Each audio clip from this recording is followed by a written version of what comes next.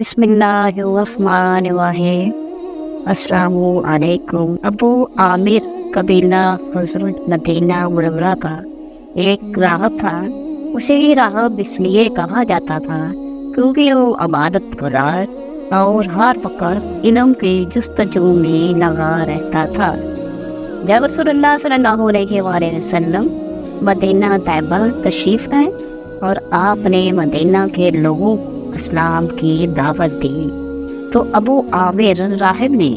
आपकी दावत कबूल करने से यकसर इनकार कर दिया। यही नहीं बल्कि वो अपनी बदबख्ती और जहालत की इंतहा को पहुंचा और हजूर नबी की रहमत सल्लल्लाहु अलैहि वसल्लम से बदकलामी करते हुए कहने लगा, मैं जो भी कौम तुम्हें कत्ल करते हुए पाऊंगा तो उसके साथ मिलकर तुम्हारे साथ जंगो कत्ताल करूँगा। बस वो उसी हसदो तकब्बर की आग में जलते हुए ग़ज़वा-ए हुनैन तक लगातार हुज़ूर सल्लल्लाहु अलैहि वसल्लम के खिलाफ जंग लड़ता रहा और जब बनु नवासा शिकत से दो चार हुए तो वो रूम की तरफ निकल गया और ईसाई मजहब इख्तियार करके वही रहने लगा। दोस्तों, ये वो बदबख्त है जो तमाम उम्र अपनी गुमराही पर डटा रहा और आखिरकार नुसरानियत पर मर गया। लेकिन याद रहे, ये वही अबू आमिर राहिब है जिसके बेटे का नाम हंज़ला है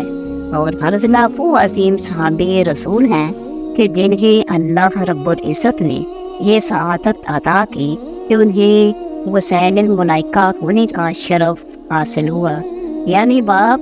अपने कुफर की बना पर जहालत में अरोज को पहुंचा और बेटा अपने ईमान और दामन इस्लाम से वाबस्ता होने की वजह से अपनी खुशबख्ती के इंतहा को पहुंचा। मनकूल है, अबू आमिर मदीना मुनव्वरा से फरार होकर जब रोम की तरफ भागा था तो उसने वहां से मदीना मुनव्वरा के मुनाफिकीन को एक खत लिखा कि मैं कोशिश कर रहा हूँ कि बादशाह रोम को मदीना मुनव्वरा पर चढ़ाई करने के लिए और मुसलमानों को ख़त्म कर डालने के लिए कायल कर लूँ, लेकिन इस काम के लिए ज़रूरी है कि तुम लोग अपना एक महाज ऐसा बनाओ कि जब शाह रोम हमला करे तो तुम लोग अंदर से उसकी मदद कर सको। उस मकसद के लिए तुम लोग एक इमारत बनाओ जो कि बगावत के मरकज़ के तौर पर इस्तेमाल होगी और उसमें खुफिया तरीक़ा से हथियार भी जमा करो और जब कभी आपस में मशवरा करना हो तो उसी जगह आकर मशवरा किया करो और मेरी तरफ से जब कोई पैगाम लेकर आए तो उसे भी यहाँ ठहराया करो। मुनाफिकीन को जब ये खत मिला तो उन्होंने उस मकसद के लिए एक जगह मुतय्यन कर ली और लोगों से छुपाने के लिए उसी मस्जिद का नाम दे दिया। दोस्तों, उसी मस्जिद को मस्जिद-ए-ज़रार कहा जाता है। उसे बनाने वालों में अहम किरदार अबू आमिर राहिब ने अदा किया और उसके अलावा 12 और लोग भी थे जो इस साजिश में बराबर के शरीक थे। मुनाफिकीन ने जब उसकी तामीर मुकम्मल कर दी तो उन्होंने उसके मकसद को छुपाने के लिए आप सल्लल्लाहु अलैहि वसल्लम से दरख्वास्त की कि बहुत से कमज़ोर लोग मस्जिद कुबा में नहीं जा सकते क्योंकि उसका फासला यहाँ से ज़्यादा है, इसलिए उनकी आसानी की खातिर और बारिश के मौसम में तकलीफ से बचने के लिए हमने ये मस्जिद तामीर की है। उसके बाद उन मुनाफिकीन ने आपसे दरख्वास्त की कि आप किसी वक्त यहाँ तशरीफ़ लाकर नमाज अदा फरमाएं ताकि उसे भी बरकत हासिल हो जाए और मस्जिद कुबा का सा रुतबा मिल जाए। लेकिन बस बर्तन उनके दिल में नफाक छुपा हुआ था जिसे वो आप और आम मुसलमानों पर जाहिर नहीं करना चाहते थे। आप उन दिनों ग़ज़वा तबूक पर जाने की तैयारी में मसरूफ़ थे, इसलिए आपने उन लोगों से फरमाया, अभी तो मैं तबूक जा रहा हूँ, वापसी पर अगर अल्लाह ताला ने चाहा तो मैं वहाँ आकर नमाज पढ़ लूँगा। चनाचे जब रसूलुल्लाह सल्लल्लाहु अलैहि वसल्लम ग़ज़वा तबूक से वापस होकर मदीना के करीब पहुँचे तो अल्लाह ताला ने हज़रत जिब्राईल अमीन अलैहिस्सलाम को सूरह तौबा की आयत देकर नाज़िल फरमाया, जिनमें वाज़ेह तौर पर आपको मुनाफिकीन के नापाक अगराज़ पर मतला फरमा दिया और आपको वहाँ नमाज पढ़ने बल्कि खड़े होने के भी ममानत फरमा दी और बतला दिया कि इस मस्जिद की असल गरज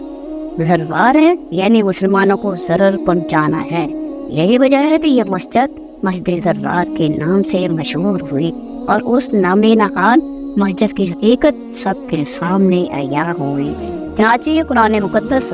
سورۃ توبہ میں اللہ تعالیٰ نے فرمایا، اور منافقین میں سے وہ بھی ہیں جنہوں نے ایک مسجد تیار کی ہے مسلمانوں کو نقصان پہنچانے اور کفر کو تقویت دینے اور اہل ایمان کے درمیان تفرقہ پیدا کرنے اور اس شخص کے گھر کی جگہ بنانے کی غرض سے جو اللہ اور اس کے رسول سے پہلے ہی سے جنگ کر رہا ہے، اور وہ ضرور قسمیں کھائیں گے کہ ہم نے اس مسجد کے بنانے کے لیے سوائے برائی کے اور کوئی ارادہ نہیں کیا، اور اللہ گواہی دیتا ہے کہ وہ یقیناً جھوٹے ہیں۔ اے حبیب، آپ اس مسجد کے نام پر بنائی گئی عمارت میں کبھی بھی کھڑے نہ ہو، البتہ وہ مسجد جیسے مسجد قباء کہتے ہیں جس کی بنیاد پہلے ہی دن سے تقوی پر رکھی گئی ہے، حقدار ہے کہ آپ اس میں قیام فرمائیں، کیونکہ اس میں ایسے لوگ ہیں جو ظاہر علمی کو پسند کرتے ہیں اور اللہ طہارت شاد لوگوں سے محبت فرماتا ہے۔ ان آیات مقدمہ کے نزول کے بعد رسول اللہ صلی اللہ علیہ وسلم نے چند صحابیوں یعنی حضرت وحش والد بن واخشہ، معاذ بن عدی اور عام ابن سکین حکم دیا کہ جاؤ اور اس مسجد کو منہدم کر کے اس میں آگ لگا دو۔ چنانچہ ان حضرات نے اس کو جلا کر خاک کر دیا۔ جب مسجد زرار کو گرا کر اس کو آگ لگا دی گئی تو اس کی جگہ خالی پڑی تھی۔ رسول اللہ صلی اللہ علیہ وسلم نے حضرت عاصم بن عدی کو اس کی اجازت دی کہ وہ اس جگہ پر اپنا گھر بنا لے، لیکن انہوں نے عرض کیا، یا رسول اللہ، جس جگہ کے متعلق قرآن کریم کی یہ آیات نازل ہو چکی ہیں، میں اس منحوس جگہ پر گھر بنانا پسند نہیں کرتا۔ البتہ ثابت بن اکرم ضرورت مند ہے، ان کے پاس کوئی گھر نہیں، ان کو اجازت دے دیجیے کہ وہ وہاں مکان بنا لیں۔ ان کے مشورے کے مطابق آپ نے یہ جگہ ثابت بن اکرم کو دے دی، مگر ہوا یہ کہ جب سے ثابت اس مقام میں مقیم ہوئے ان کے کوئی بچہ نہ ہوا، اگر ہوتا بھی تو وہ زندہ نہ رہتا۔ اہل تاریخ لکھتے ہیں کہ انسان تو کیا اس جگہ میں کبھی کسی مرغی نے انڈے دیے، نہ مرغی نے انڈے دیے اور اس کے بچے ہوئے، نہ ہی کوئی کبوتر یا کوئی اور جانور اس میں پھلا پھولا۔ چنانچہ اس کے بعد سے یہ جگہ آج تک مسجد قباء کے کچھ فاصلے پر ویران پڑی ہوئی ہے۔ بعض روایات سے یہ پتہ چلتا ہے کہ اس جگہ کو بعد میں کوڑا دان میں تبدیل کر دیا گیا، یعنی آبادی کے لوگ اس جگہ پر کوڑا